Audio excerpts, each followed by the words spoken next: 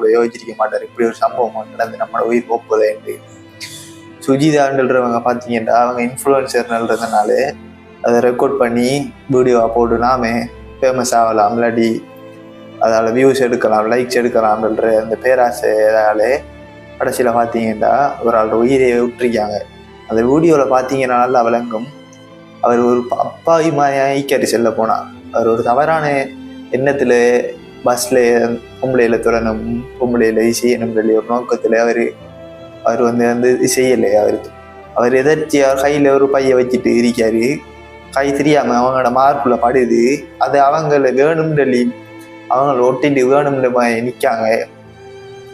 அப்படித்தான் அவங்க அந்த இடத்துல வேணும்னு கை படணுன்றதுக்காக மாதிரி தான் நிற்காங்க. அவெல்லாம் விளங்குது, அவரில் தப்பு இல்லை. ஆனால் பார்த்தீங்கன்னா அந்த வீடியோ போட்டு இவங்களுக்கு தான்